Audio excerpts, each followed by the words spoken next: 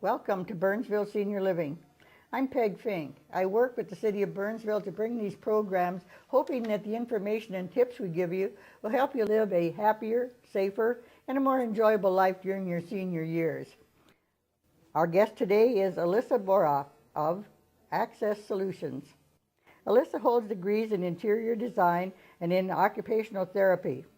This combination of experience and education provides her with the skills and the insight to create functional and pleasing environments to meet the needs of clients and promote safe and independent living for people of all ages and abilities. Prior to founding Access Solutions, Alyssa worked for residential and commercial design firms specializing in senior housing and accessible design. She also has worked in skilled nursing facilities providing therapy to seniors. These experiences have given her firsthand knowledge and access to the barriers that seniors and the aging encounter on a daily basis.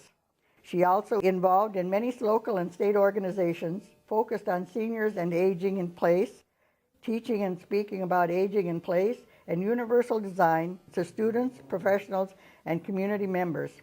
Alyssa is a former chair of the board of the local 50-plus Housing Council at the Builders Association of the Twin Cities.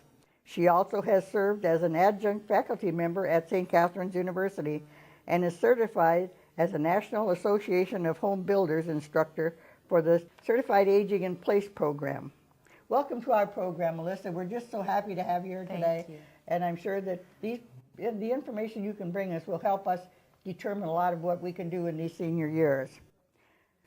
Would you tell us a little bit about the Home for a Lifetime outreach project? I will, and thank you, Peg.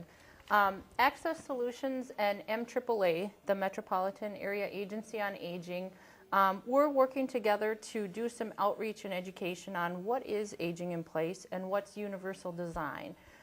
So we've collaborated to go out to different communities like Burnsville and in different ways, in a very non-threatening but an informal way, to talk to seniors and older adults and boomers and everybody about what are some of the things you can do to make your home more safe and functional, but also things that are aesthetically pleasing, and make it so that we're looking at ways to reduce the risk of falls.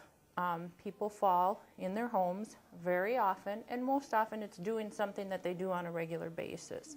So with the goal of education and outreach in a proactive way, saying, hey, this is something you can do now, simply and easily, in a low cost or a no cost way, in a non-threatening way, but again with the focus to reduce the risk of falls, but also ease of use and comfort, and let people enjoy their homes a little more and not be afraid of doing things. Good.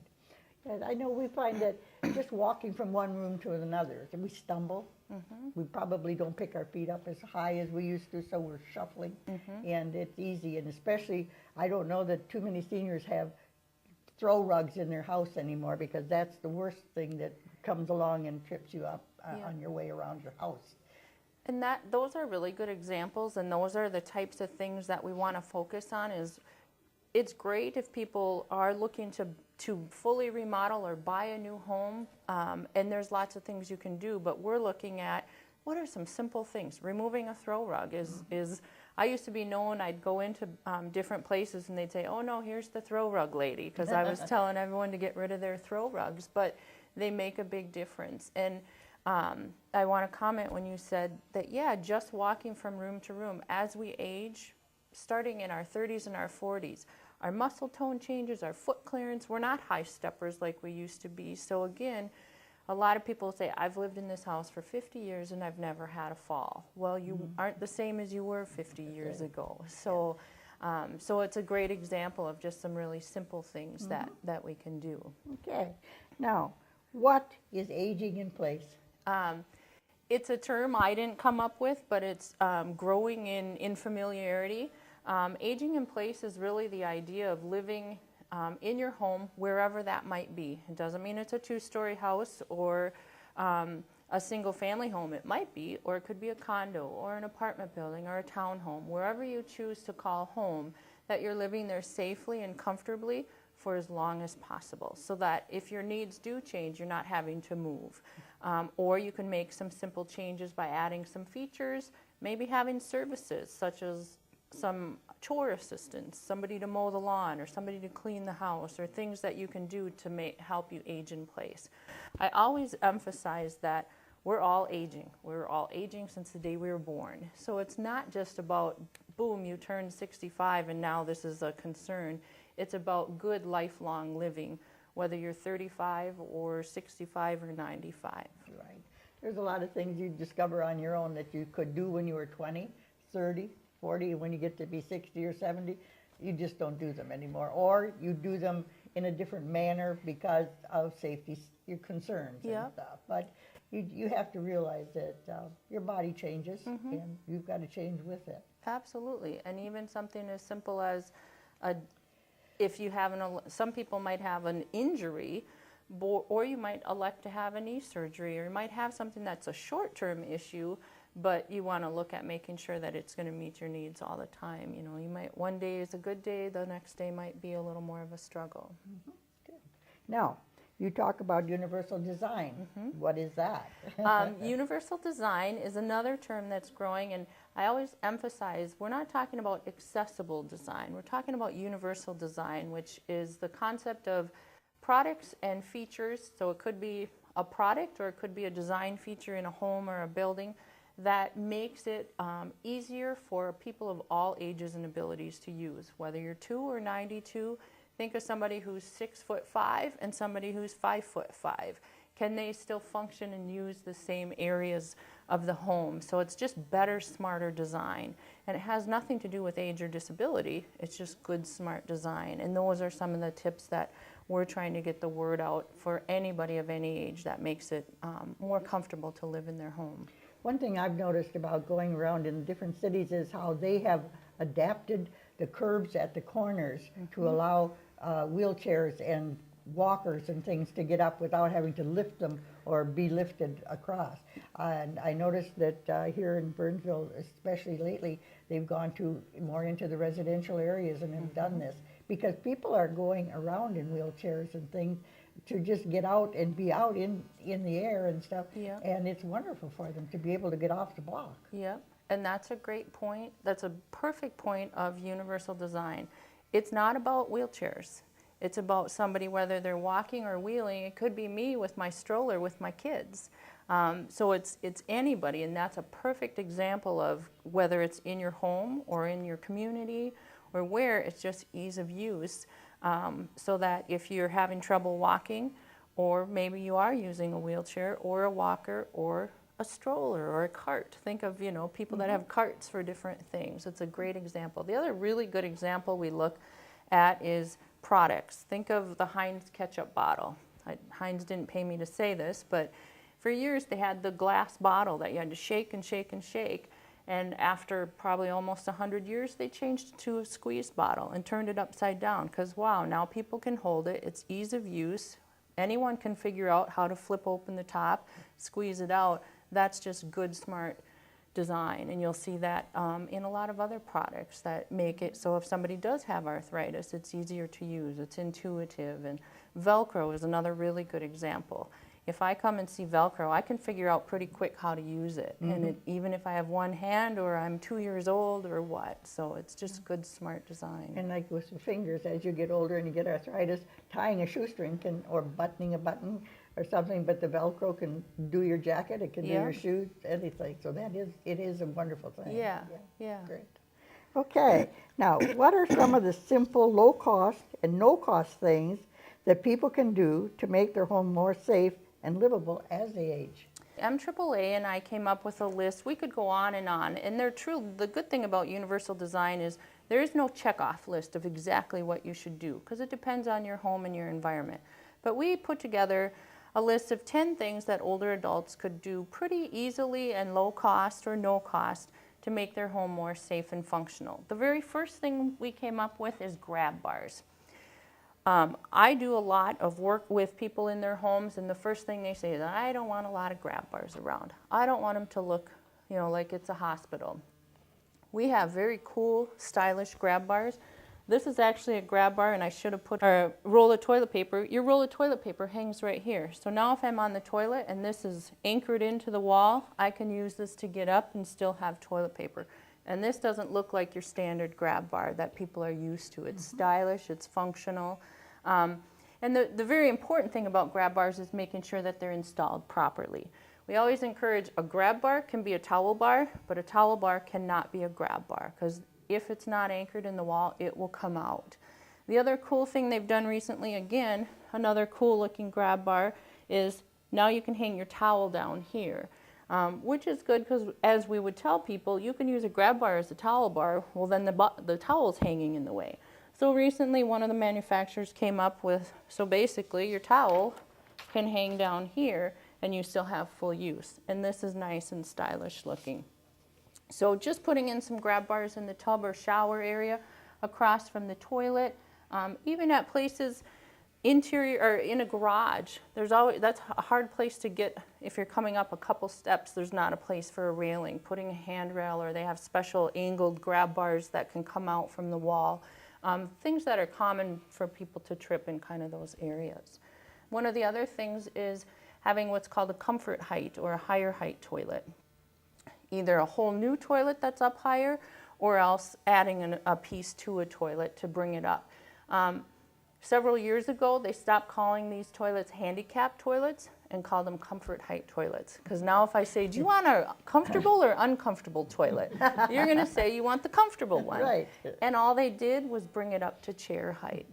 Toilets were much lower, and if you think about it, after about the first 6 years of your life, it doesn't matter. So that's one of the easier things, easier to get up from, just like a chair. One of the other things we encourage, especially if somebody has limited hand function, is levered handles. And now we see them very easily. This is actually an adaptation that can go on a standard doorknob to be a lever handle.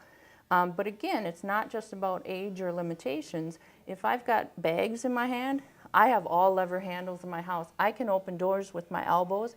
The bad thing is my 2-year-old son can open all the doors in my house as well too, but it just shows it doesn't matter how old or what your abilities are. So we look at trying to make it so that your doors are a lot easier to get in and out of.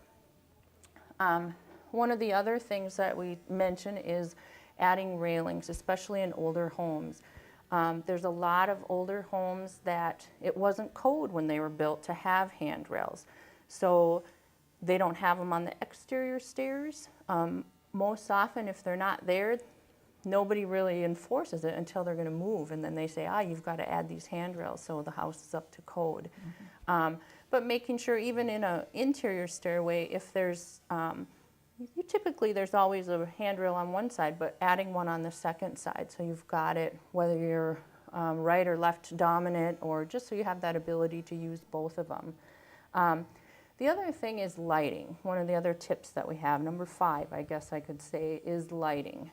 Especially in older homes where it maybe wasn't common to have an overhead light. So we have a lot of switched outlets so that we're just turning lamps on. I really encourage multiple types of lighting, whether it's task lighting and an overhead light. In the kitchens, having under cabinet lighting so we can focus on the task. Recently in one of the other programs, I heard somebody say, and I've used this before, when you're 60, it takes about 3 times the light as it does for somebody who's 20 to do the same task with the same efficiency. So think of when you're chopping and doing things in the kitchen. And these are types of things that are easy. You don't have to hardwire. You can get lights that can be plugged in, getting night lights, lighting up our paths. The other thing is adding. It's a little bit of work, but it's not a lot of work to add an outlet at the base of a stairs to put a night light versus having to, add a whole bunch of lights. Most of the time when we get up in the middle of the night, it's to go to the bathroom. So there's a sense of urgency. They say you should always sit for about 2 minutes. Well, no one's going to sit for 2 minutes to collect themselves before they have to go. So if you can have a lit path, even just a little dim light to light that path, that's a really important thing too. And again, talking about the stairs, one of the things we also mentioned, number 6, would be contrast at the stairs.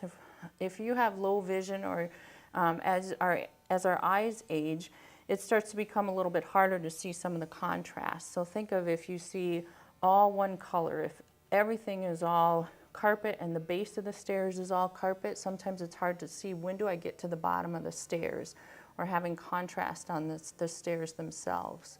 A colleague of mine who's just barely in her 50s said, I painted my wooden steps different colors each all the way down, a gray one and a white one and a gray one and a white one, and now she can see that contrast when there's not a lot of light. So just finding some contrast, and that's an easy thing to do. The seventh thing we came up with is thresholds. When you were talking about having lower foot clearance as you're walking. Yeah. Thresholds at doorways or thresholds at floor changes. Think of if, especially in remodeled homes, if we've remodeled and taken carpet out and put hard surface, there's still a little bit of a raised threshold, which can be a big trip hazard. Thresholds coming in from the garage or in from the outside, those are typically very raised up and a very common trip hazard for people. Aside from replacing the whole door, there's things you can do to just add and modify the existing threshold. Again, some simple things that either people can do themselves or maybe have a handyman help them. The last few things are access to kitchen storage, having pull-out shelves. And it used to be that it had to be a custom cabinet in order to do those things. Now you can add pull-out features yourself so that you can get to the back of the cabinets. And that's something that people can do on their own.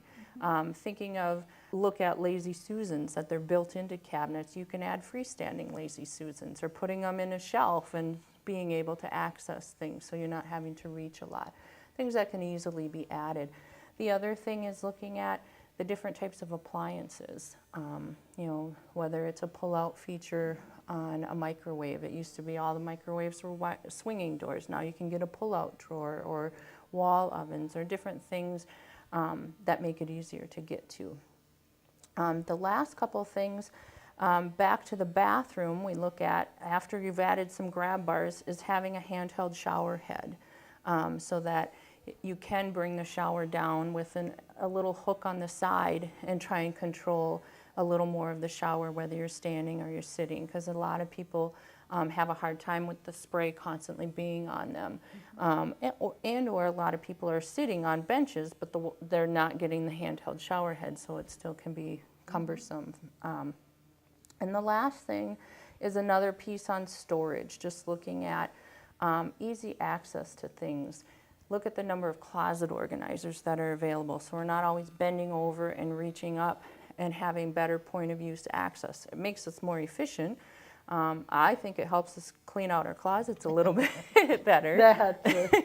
That's one job you leave till the very last thing you do. Mm-hmm. But again, that ease of access and looking at all the numbers of pull-out features, whether it's in the laundry room, you know, so that you've got things right at your fingertips instead of bending and reaching and a lot of twisting, because that can be hard on backs and limbs and stuff. Yeah, I know that well. Okay, now, are there resources for helping older adults make these changes? Is there somebody that, you know, like handyman or something, or is there a resource through your organization that would tell us these are people that are doing this pretty much? That's all they do is help the seniors do these things. Good question. There's a lot of resources that are growing. There's a lot of people that don't have any special symbols or acronyms behind their names that are doing great jobs. But I'm going to go through a few of the connections. Okay. And again, it's more of that awareness. You had mentioned the NAHB, the National Association of Home Builders. They run a program called the CAPS, Certified Aging in Place Specialist. It's about a 10, 12-year-old program. It was designed to educate builders and remodelers on the needs of older adults, looking at universal design and aging in place. And so you may find somebody that has that certification. It's really just a general course to give people, hey, what do I need to be aware of? How do I communicate and work with older adults? Because it might be a little bit different than what they're used to. And sharpens up their business skills and their communication skills.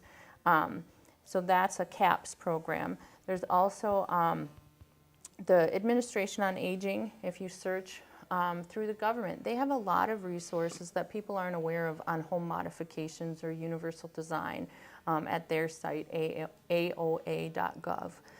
Locally, some of the things that we have, the MAAA has the senior linkage line, which is a number for any type of services or resources that people might need. They have listings of people that provide home modifications. They also have a listing of people like myself. I don't swing hammer and do the actual installation. I help people figure out what to do. Mm-hmm. And I think that's a good point of, I don't know where to start, or what are some of the things that I should do. And you can call in the books and talk to these people, but we'd like to know somebody that has our interest at heart. We can call a business and maybe we can find somebody that's going to take advantage of it. These people are more into helping us get what we need and not, breaking the bank. Yeah, that's a really good point, and that's one of the services and the things that I like is I'll sit down with somebody and visit with them, and what I call an assessment of, I'm going to assess you and your needs, but I'm also going to assess the environment and see what's possible in your house and what will work for you. There are a few resources as far as funding that will help people, so that, how do I pay for this? Different things that people don't realize is there's grant programs, sometimes for minimal and sometimes a lot of money that will help, but also looking at the different cities. A lot of cities have rebate programs or special things to help people make these changes, whether it's an emergency or not. Minnesota Housing Finance Agency has accessibility fix-up funds, which helps with low-interest loans for people to do these types of modifications. If people have long-term care insurance, that often will cover for these things. So I always encourage people, check, look, and see what's possible, but there are a variety of resources. Is there anything you can think of that we might have missed today that would help anybody? Lots, but I think we don't have that much time. I think being in tune, like you've said, being in tune with your surroundings and understanding what your abilities are, and understanding, I don't move quite like I used to. And then the other thing I really encourage is that proactive approach. Say, if I do this now, it's going to help me in the future and now, instead of waiting until it becomes more of a crisis situation. And reach out and ask people, hey, do you know of somebody that does this? Good. If you know them, maybe they can tell you that, that they're better than just walking to a book and looking it up. I want to thank you so much for being with us today, and I'm sure that the information you've given us is going to help a lot of us seniors get a little bit more settled into this life of, they call it the golden age, but some days you wonder about that too.